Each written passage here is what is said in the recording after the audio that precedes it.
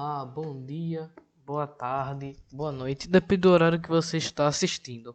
Bom, hoje iremos falar sobre um assunto que é muito importante, um assunto de história, o primeiro capítulo da primeira unidade do nono ano, que é Crise e Queda do Regime Monárquico. Tá bom? Então a gente vai aprender tudo sobre isso nesse capítulo. A gente vai ver como se transformou a República, o que aconteceu para que houvesse a crise e queda do regime monárquico. Mas antes eu preciso voltar um pouco, certo? Bom, nós sabemos que desde lá, quando a gente era pequeno, que houve a independência do Brasil, certo? Que o Brasil ele deixou de ser dependente de Portugal. Bom, então começou-se a monarquia, começando por Dom Pedro I e terminando em Dom Pedro II. Esses foram os dois imperadores que o Brasil teve. Então, sem mais delongas, vamos começar o assunto a partir da outra página, que é País Moderno, Governo Antigo. A década de 1870 marcou o início da crise do regime monárquico no Brasil. Isso aconteceu porque o país passava por uma série de transformações, entre as quais o fim do tráfico de escravizados, a imigração europeia associada ao trabalho assalariado, a modernização econômica expressa na construção de ferrovias, o surgimento das primeiras fábricas e o crescimento das cidades e o encerramento dos conflitos de fronteira no sul do país. Neste capítulo conheceremos mais alguns elementos que transformaram o cenário nacional.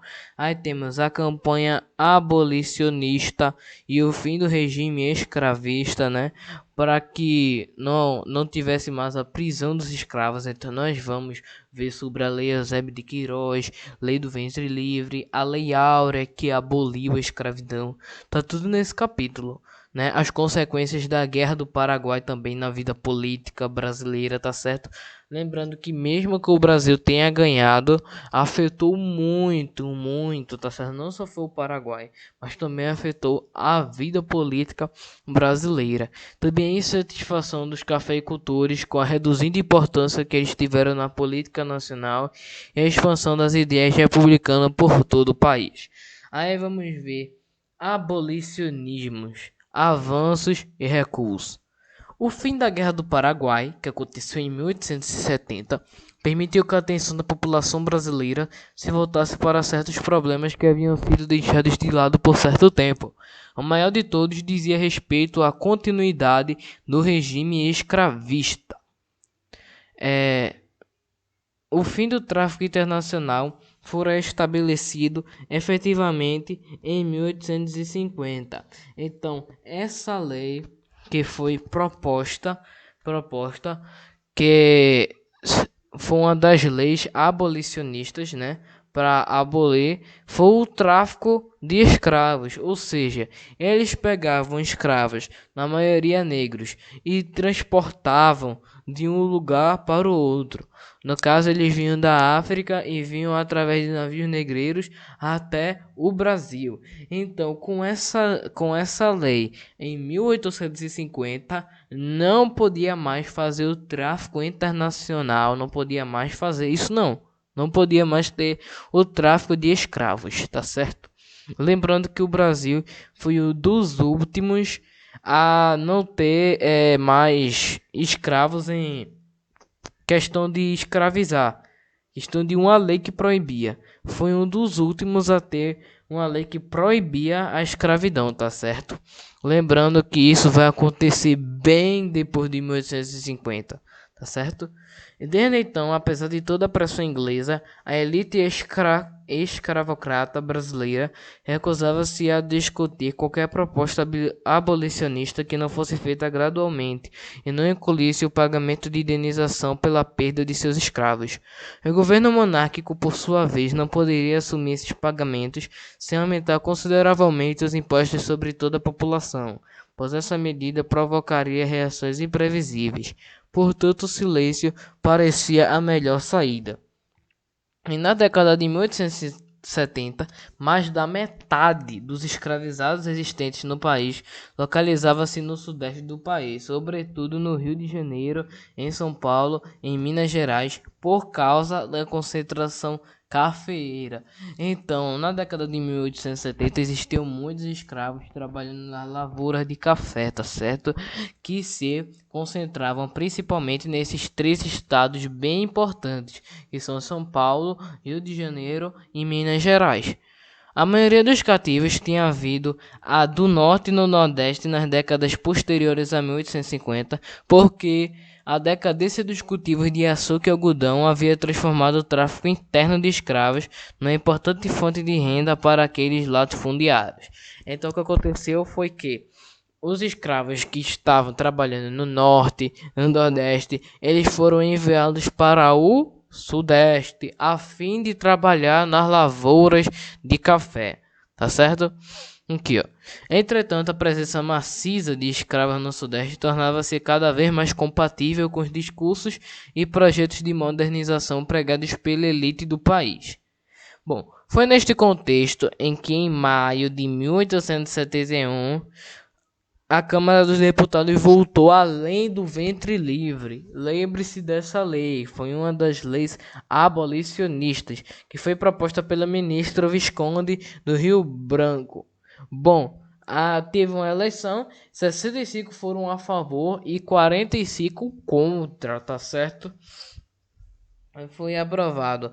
Adilson, mas no que consistia além do ventre livre? Ou seja, as mulheres que estavam escravizadas, quando elas dessem à luz a um filho, ao invés de eles ser escravos também, eles estavam livres. Agora, a partir daquela data, em maio de 1871, se a criança nasceu em 1870, ela vai continuar sendo escravo. Se a criança nasceu ali, vai continuar sendo escravo, assim como a mãe e como o pai. Porém, se a criança nasceu depois dessa data, ela já é considerada livre. Mas é assim, né? Eles permaneceram sob a tutela até os 8 anos de idade, tá certo? E o que acontecia? Muitos escravos tinham seus filhos e acabava com os seus filhos, tipo, não tinham onde trabalhar. Aí acabavam que eles ficavam por ali mesmo, porque pelo menos eles recebiam um alimento ou alguma coisa. Ou senão eles iam sair de lá e iam morrer de fome sem saber fazer nada. Tá certo? Então, acabava que essa lei do ventre livre, ela não foi tão importante, justamente como outras, né? A lei dos sexagenários, eu, na minha opinião, acho que é uma das menos importantes, porque ficava livres e escravos a partir de 60 a 65 anos, lá pra cima, sendo que era muito difícil um escravo conseguir chegar àquela idade, justamente pelo trabalho duro, eu não sei o que. Se chegasse nessa idade, só ia viver mais 2 anos, quase não chegava nessa idade, entendeu? Aí depois de 60 e 65 anos, foi algo muito difícil, né? Mas Câmara dos Deputados, a província do norte e do nordeste do país, tenderam a votar a favor da proposta, enquanto o sudeste marcava a posição contrária, principalmente Minas Gerais e a do Vale do Paraíba, por causa da economia cafeeira, que era por causa da mão de obra cativa. Então, muitas pessoas do sudeste precisavam disso, justamente precisavam da mão de obra cativa para ter o trabalho nas lavouras, para ter o trabalho em tudo. Então, o que gerava ali força de trabalho para a economia cafeeira era a força dos escravos, tá certo? Então, por isso que os deputados do Sudeste ele marcavam posição contrária, justamente porque eles sabiam como os escravos eram importantes para a economia cafeeira do Sudeste, né? Então foi aprovada a lei e o governo e os donos, né, pensaram ter resolvido um problema, uma vez de que forma lenta a escravidão acabaria. Imaginaram que assim estariam a salvo de novas pressões. Porém, não foi o que ocorreu. Pronto, aí agora vamos falar sobre ideias republicanas. Ah, mas o que é ideias republicanas? Bom, justamente os republicanos eram aqueles que estavam insatisfeitos com a monarquia. O que eu já havia falado atrás, lá no início, né? Que é, existiu a monarquia depois da independência do Brasil, o Dom Pedro I e depois foi o Dom Pedro II. Então, muitas pessoas elas se tornaram republicanas, ou seja, elas não apoiavam a monarquia e queriam saber da república, entendeu? Queriam saber da república. Então, o lançamento do Manifesto Republicano marcou o reaparecimento das ideias republicanas no cenário político nacional, obscurecido desde o período regencial. A ideia de república, expressa pelos novos defensores desse modelo político, era bastante conservadora. Para eles, a passagem da monarquia para a república deveria ser o resultado de um lento processo de reformas negociadas, de tal modo a impedir agitações sociais e políticas, ou seja, a intromissão popular nas questões nacionais. Os defensores da República acreditavam que só assim o país poderia se abrir a novas propostas e se modernizar, uma vez que o critério empregado pela monarquia para nomear os funcionários do governo era pertencer às famílias mais tradicionais e fiéis ao imperador, exatamente aquelas que não queriam que nada mudasse, a fim de preservarem seus privilégios.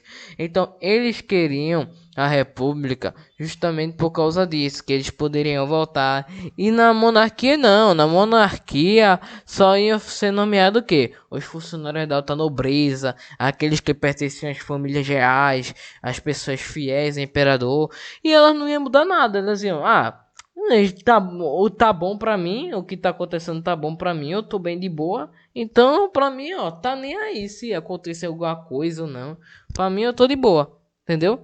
Então eles não queriam que nada mudasse a lei porque eles já estavam com seus privilégios mesmo. Então, por isso que o povo ele tava querendo a república. Foi aí que surgiu as ideias republicanas. Aqui, ó. Tal prática tornava impossível a participação dos elementos mais inovadores e dinâmicos da sociedade, que poderiam ameaçar a ordem estabelecida. Como a economia cafeeira no oeste de São Paulo começava a ultrapassar a produção no Rio de Janeiro e no Vale do Paraíba, onde ainda predominava o trabalho escravo, cresceu também a insatisfação dos paulistas quanto à sua reduzida importância na vida política do país. Então, no oeste de São Paulo, a economia cafeeira estava crescendo cada vez mais, estava prosperando, o café ali naquela região estava produzindo muito e mais ainda do que o Rio de Janeiro e o Vale do Paraíba. E o Rio de Janeiro e o Vale do Paraíba estavam ainda com mais importância naquela época no café. Então os paulistas, eles começaram a se revoltar e disseram assim: "Peraí, se a gente produz mais café que ele e eles são mais reconhecidos que a gente, por quê? Por que isso? Por que a gente tem uma importância tão pequena na política do país, entendeu? Então começou uma insatisfação dos paulistas. Então foram várias coisas que aconteceram na história do país. E até hoje não é diferente, acontecem muitas coisas na história do país e é assim que vai se construindo a história, entendeu? A história justamente se caracteriza por isso. Então, o efeito dessa posição no cenário político manifestou-se em um problema cada vez mais importante para São Paulo: as políticas de estímulo à imigração europeia. Em meados do século XIX, o governo paulista acabou assumindo isoladamente o custo da viagem dos imigrantes para trabalharem nas fazendas de café, enquanto as demais províncias rejeitaram tal proposta na Assembleia, o que era compreensível, uma vez que todos pagariam imposto por uma política que beneficiaria especialmente a economia de São Paulo. Então, lembra que eu estava falando já desde antes que o que, Davidson? Eu estava falando que os escravos, como não teria mais o tráfico de escravos, então estavam se optando, né, na economia da cafeeira, principalmente na região sul, estava se optando os imigrantes, viagem de imigrantes alemães, suíços, austríacos, vários imigrantes, né? Estavam vindo para cá pro Brasil. Então, São Paulo, ele tava querendo isso, política de estímulo à imigração europeia para o embranquecimento da sociedade, sendo que as demais províncias elas rejeitaram. Por quê? Porque elas teriam que pagar impostos para uma coisa que beneficiaria a economia de São Paulo. Então, as demais províncias, eu vou pagar impostos para que a economia de São Paulo ficasse mais beneficiada do que eu. Não, então eu vou votar contra. Então foi isso que aconteceu.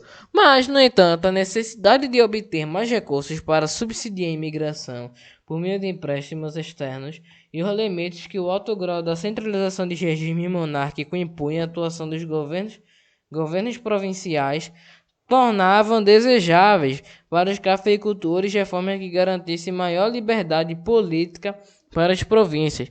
Por isso, para o setor mais empreendedor da elite cafeira paulista, a adoção do regime republicano significava principalmente a adoção do federalismo. Então aí foi surgindo todas as ideias republicanas, tá certo?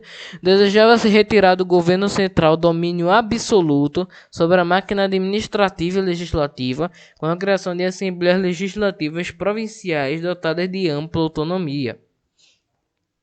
Assim, em 1873, os defensores do regime republicano reuniram-se na Convenção de Itu, em São Paulo, para fundar o Partido Republicano Paulista, o PRP, com a finalidade de reunir todos os grupos, aqueles todos que se opunham à monarquia, que não gostavam da monarquia, que diziam que a monarquia é ruim, sob a liderança das elites paulistas. A partir de então, o modelo republicano passou a ser abertamente defendida por um número cada vez maior de pessoas e associações espalhadas por todo o país. Então surgiu muito, gente. Surgiu várias ideias republicanas. Deixa eu passar de página aqui.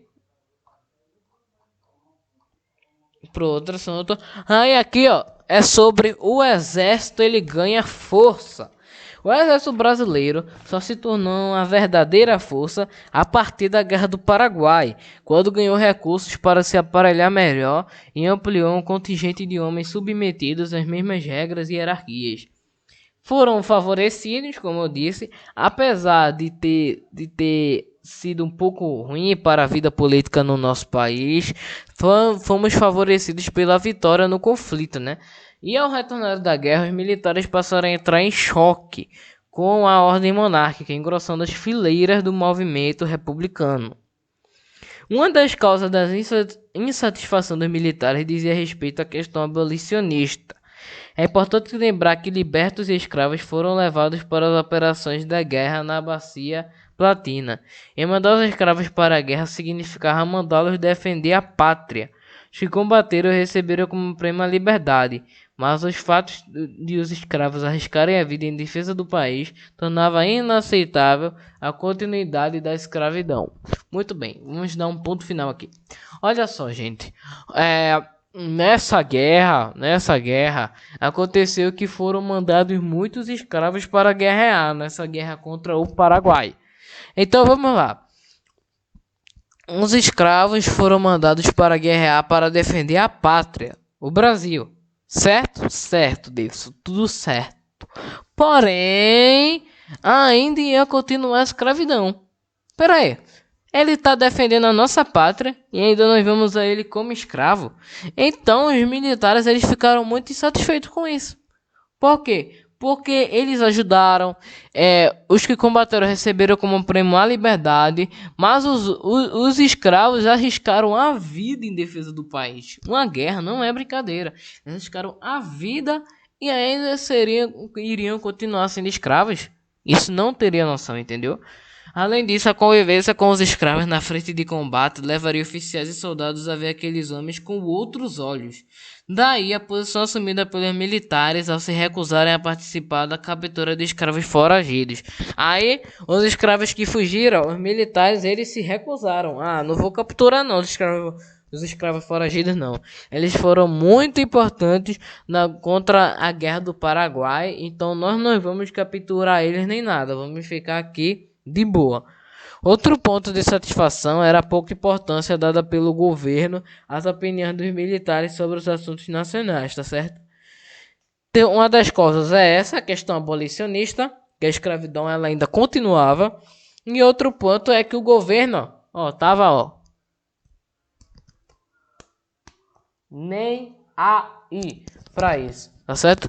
Então, os militares, davam assuntos nacionais, falavam não sei o que, o governo. E o Kiko? Que Kiko? E o que eu tenho a ver com isso? Mais ou menos isso. Faziam, né, com os militares. Então eles ficavam muito estressados e satisfeitos, né? Em outras palavras, eu não vou dizer.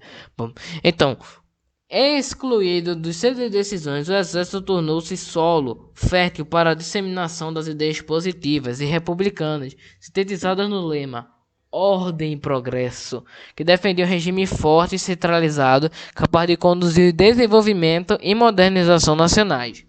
Outro fator que agravou a relação entre o governo e o exército foi a legislação militar, que proibia seus funcionários de expressar publicamente suas opiniões sobre assuntos referentes ao exército.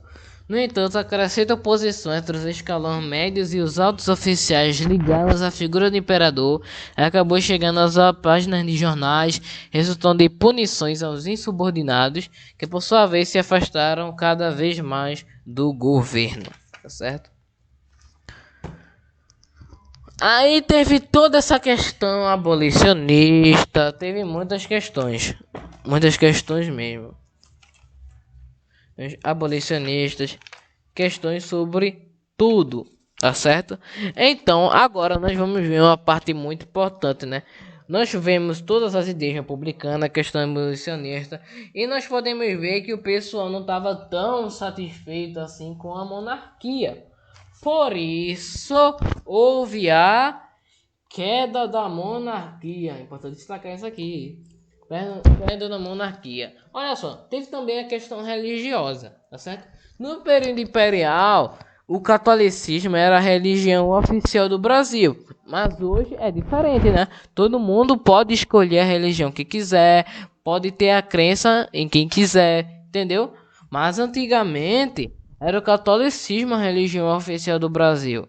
Não tinha assim, não tinha assim, por exemplo, uma liberdade assim de você ser qualquer religião, mas a religião oficial era o catolicismo, tá certo?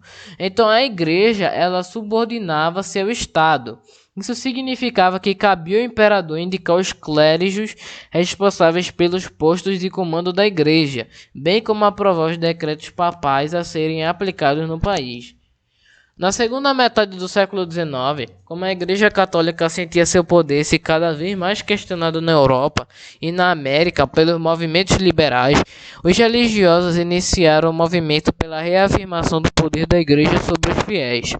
Entre outras medidas adotadas, uma delas acabou provocando forte crise no Brasil.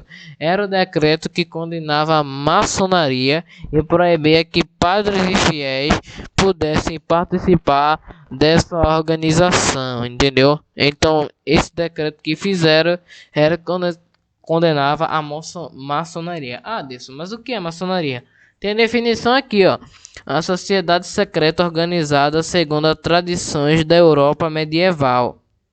Era uma tradição da Europa medieval, né?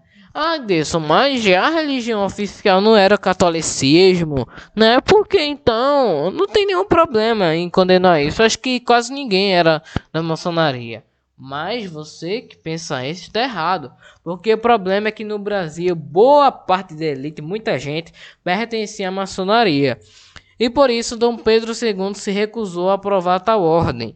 A decisão do imperador acabou motivando uma grave crise entre a igreja e o Estado, quando em 1862 os bispos de Olinda e Belém resolveram seguir a determinação papal, ignorando a posição do governo, fato que resultou na prisão de ambos dos dois. A população ficou chocada com tal punição que parecia sacrilégio, que era um pecado grave contra a religião. Então, vendo isso, que a população ficou tão chocada, Dom Pedro II ele foi obrigado a recuar, né? Soltou os bispos. Todavia, o problema tinha sido gerado, né? E a igreja retirou seu apoio, que nesse período poderia ser considerado uma das bases do poder monárquico, tá certo? Então, a monarquia estava existindo justamente. Uma das bases era a Igreja Católica, mas a Igreja Católica ela retirou seu apoio depois da prisão dos dois. E aconteceu que a monarquia ela ainda ficou mais vulnerável a ser derrubada, tá certo? Vamos lá. Aí agora temos um assunto que também é importante, que é a aprovação da Lei Áurea. Não tem mais escravos. Devido a pressões abolicionistas e em meio a sucessivas crises parlamentares, no dia 13 de maio de 1888, a princesa Isabel assinou a Lei Áurea, abolindo definitivamente a escravidão no Brasil. Bom, abolindo definitivamente a escravidão no Brasil, entre aspas. Não, isso aqui não é paz e amor, não. É aspas. Entre aspas. Por que, Deus? Porque muitos escravos eles iam para onde? Iam fazer o quê? Eles tinham que ficar trabalhando lá. Aí o que fazer? Os senhores de engenho lá falavam com eles: ó, se tu continuar aqui, eu te dou um negocinho, entendeu? Eu te dou uma parte, entendeu? Que era muito pouco. Então não aboliu assim definitivamente, tipo, só proibiu. Mas o que acontecia ainda era justamente isso, né? Por isso que tal medida desgostou profundamente os cafeicultores escravistas do Rio de Janeiro e do Vale do Paraíba, que se mantinham fiéis à monarquia, porque viam nesse regime a base da ordem escravocrata, ou seja, teve gente que ainda ficou do lado da monarquia. Por quê? Lá da monarquia, por quê? Porque era isso que acontecia, né? A monarquia acontecia, estava acontecendo assim, mais e mais e mais e mais e mais, e esses se mantinham fiéis, por quê? Porque, se acontecer a república, eles não vão deixar a gente vender nossos escravos, ter nossos escravos, só vai acontecer se tiver monarquia. Mas a própria monarquia, ou melhor, a princesa Isabel, ela acabou assinando a Lei Áurea, que aboliu a escravidão no Brasil.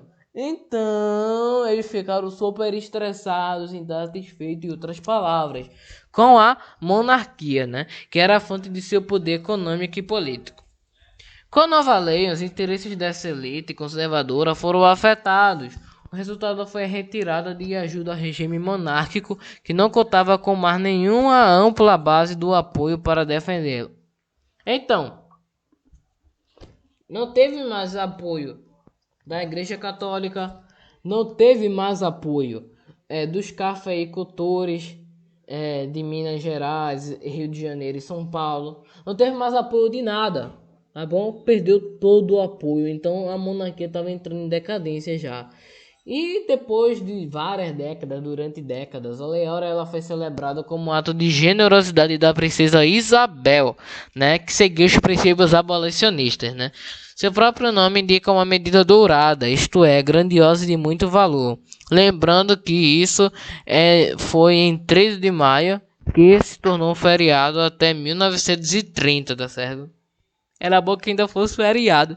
Mas bom, aqui na minha cidade é 13 de maio, é feriado da cidade, então não tem aula mesmo. Entretanto, as pesquisas recentes têm questionado essa visão tradicional. De acordo com a análise moderna, a Lei Áurea não foi uma concessão benévola da princesa, mas o coroamento de uma luta política que uniu pela primeira vez diversos grupos e entidades da sociedade brasileira. Além disso, no final do século XIX, a maior parte da mão de obra no campo e nas cidades já era livre devido ao elevado preço dos escravizados e à chegada do imigrante. Então, muita gente já era livre também. E também os ex-escravizados não receberam nenhum tipo de amparo social e econômico, né? Foram jogados à própria sorte. É o famoso te vira. É o te vira. Te vira. É o te vira. Te vira, né? foram libertadores dos escravos, se viram aí. Aí, depois eles, tá, e eu vou fazer o quê? Eu vou me sustentar como? Tá certo? Foram jogados à sorte, foram jogados ao léu. Foram jogados ao léu, né? Sem acesso à terra, moradia, educação, equipamento, elemento, lazer, educação, saúde, segurança, tudo. Foram jogados à sorte, sem nada. Tá certo? Destituído de direitos fundamentais, dotado de uma cidadania incompleta, os descendentes dos escravizados, em sua maioria afrodescendentes, vivenciaram um processo de exclusão na sociedade brasileira pós a abolição. Então nós vimos que não foi assim tão legal, né, para os escravizados. E agora nós vamos ver os líderes abolicionistas.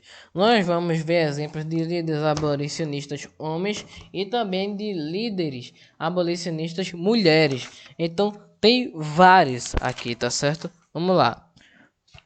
Vários ex-escravizados ou descendentes de escravos tiveram participação fundamental no processo que culminou com a abolição da escravidão. Conheço alguns desses nomes. Temos André Rebouças, temos o José do Patrocínio, o Francisco de Paula Brito e o Luiz Gama. Todos esses foram líderes abolicionistas. Vamos lá? Foi filho André Rebouças, filho de Carolina Pinto Rebouças e do conselheiro Antônio Pereira Rebouças, político e advogado mulato. André Rebouças nasceu na Bahia e ainda jovem mudou-se para a corte, onde estudou na escola militar e formou-se em engenheiro civil. Em visita aos Estados Unidos nos anos 1870, Rebouças se indignou com a profunda segregação racial naquele país. Mais tarde, aderiu à Sociedade Brasileira contra a Escravidão e à Confederação Abolicionista, duas das principais organizações do movimento abolicionista. O anarquista convicto exilou-se do país em 1889, tá certo? Então, gente, ele sempre se indignou com a segregação racial, tá certo? Ele aderiu à Confederação Abolicionista, né? E tudo mais. Ele queria mesmo a libertação dos escravos, tá certo? E lutou por isso, tá certo? Até ser exilado do país, tá bom? Então foi isso que aconteceu, né, gente? Foi exilado do país e porém, né, teve a assinatura da Lei Áurea, né? Vamos lá, temos agora o José do Patrocínio. E a gente vai lendo, vai comentando, debatendo. Filho do padre e dono de escravos João Carlos Monteiro e da sua escrava Justina do Espírito Santo, José do Patrocínio nasceu na cidade de Campo dos Goiatazes, no Rio de Janeiro. Farmacêutico de formação, Patrocínio optou pela atividade jornalística, atuando em periódicos abolicionistas, como a Gazeta de Notícias, a Gazeta da Tarde e o Abolicionista. Em parceria com André Rebouças, ele teve parceria, lançou em 1883 o Manifesto da Confederação Abolicionista e, ao lado de Joaquim Nabuco, fundou a Sociedade Brasileira contra a Escravidão. Na visão de Patrocínio, a abolição deveria ser sem indenizações senhores, mas com educação e trabalho para todos. Temos também o Francisco de Paula Brito. Carioca, o filho de carpinteiro, nunca foi à escola, mas tornou-se poeta, tradutor, jornalista, editor e livreiro famoso. Tá vendo? Ele nunca foi à escola, mas se tornou tudo isso. Certo? A ponto de Dom Pedro II imprimir todo o material oficial em suas oficinas. Em 1833, Paula Brito publicou O Homem de Cor, considerando um dos primeiros jornais a discutir o preconceito racial. Luiz Gama, filho da negra Luísa Marim, com nobre português, Luiz Gama nasceu em Salvador. Apesar de ter nascido livre, seu pai o vendeu como escravo em São Paulo. Foi escrivão, poeta, jornalista e advogado sem diploma. Tinha apenas uma provisão do governo. Suas atividades foram direcionadas em favor da causa dos escravos. Em 1881, fundou a Caixa Emancipadora Luiz Gama, com o objetivo de angariar fundos para comprar alforria de escravizados, tá certo? Então, todo esse pessoal, interessante é o que ele fez isso. em 1881. Um ano depois ele morreu, né? Então esse pessoal ele lutou, né? Lutou com todas as garras, com todas as suas forças, né? Para não ter esse preconceito racial, libertar todos os escravizados, todos os negros, tá certo? Então foram muito importantes para a sociedade, né? Aí aqui eu temos também figuras históricas, tá certo? Que lutaram contra a escravidão no Brasil. Tem Esperança Garcia, Teresa de Benguela, Maria Firmina dos Reis, Adelina Charuteira, Eva Maria do Bom Sucesso, Luísa Marim e Mariana Crioula, tá certo? Todas essas também lutaram para, para que a escravidão no Brasil ela fosse, acabada, terminada, tá certo? E agora nós vamos ver a proclamação da República. Não se canse, esse é o último tópico, tá certo? Vamos lá. O golpe final contra a monarquia veio em novembro de 1889, quando líderes republicanos como Rui Barbosa e Benjamin Constant buscaram o apoio do Marechal Deodoro da Fonseca, tentando convencê-lo a comandar o golpe de Estado contra a monarquia. Certo? Aí Deodoro da Fonseca. Não vou, não. Não, gente, não precisa fazer isso não. O golpe não sei o que. Aí, esse marechal, ele vacilava, tá certo? Então, os jovens oficiais do exército ficaram lançando boatos, dizendo que o governo imperial se preparava para prender Deodoro e outros líderes republicanos, tá certo? Aí, ele foi informado desse boato, né? Boato, não é verdade. O marechal ele assumiu o comando das tropas e ocupou o Ministério da Guerra. Era 15 de novembro de 1889. Esse feriado que é importantíssimo para nós. Não é só porque você falta aula. É porque é importante. Tem história. Quando soube da rebelião militar, Dom Pedro II, que estava em Petrópolis com a família, aceitou o fato consumado.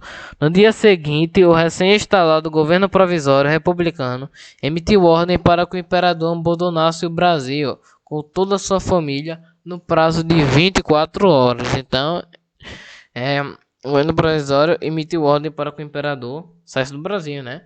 Então, Dom Pedro II se despediu do povo brasileiro, né? Tem mais o que fazer. Em carta datada de 16 de novembro de 1889. A vista da representação escrita que me foi entregue hoje, às 3 horas da tarde, resolvo cedendo ao império das circunstâncias, partir com toda a minha família para a Europa, deixando esta pátria de nós tão estremecida, a qual me esforcei por dar constante testemunhas de estranhado amor e dedicação, durante quase meio século em que desempenhei o cargo de chefe do Estado. Assentando-me, pois, com todas as pessoas da minha família, conservarei do Brasil a mais saudosa lembrança, fazendo os mais ardentes votos por sua grandeza e prosperidade. Aí tá aqui, ó. Os historiadores afirmam que Dom Pedro II não tinha mais forças para reunir os grupos favoráveis ao seu governo e manter o poder, né? Então ele partiu com sua família para Paris e morreu 2 anos depois, tá certo? Isso aí ele foi exilado, lembrando que exilado que ele foi expulso do país, ele tem que morar em outro país, tá certo? Por meio de associação entre membros da elite econômica e das forças armadas, o Brasil ingressava em uma nova etapa de sua história política. Assim, a República era proclamada no país sem a participação da maioria da população. O caráter antipopular desse evento se fez perceber no dia seguinte à proclamação. Poucas pessoas da capital nem sequer sabiam que o Império havia caído. Muito bem, pessoal. Essas aqui são todas as questões do Continue Aprendendo, que é sobre o assunto. Tem a semana 1, a semana 2, vocês respondem em casa. Mas vamos ver a questão 7. Leia o texto e responda o que se pede. O povo assistiu àquilo bestializado, surpreso, sem conhecer o que significava. Muitos acreditavam estar assistindo ao desfile militar. O testemunho retrata o momento em que ocorreu a proclamação da República no Brasil, em 15 de novembro de 1889. Desculpa. Sobre o assunto podemos afirmar, aí tem todas as alternativas e você tem que marcar a verdadeira. Bom, para isso nós vamos assistir uma aula para nos ajudar a resolver essa questão que é muito importante, né? Vamos lá. História, questão 7.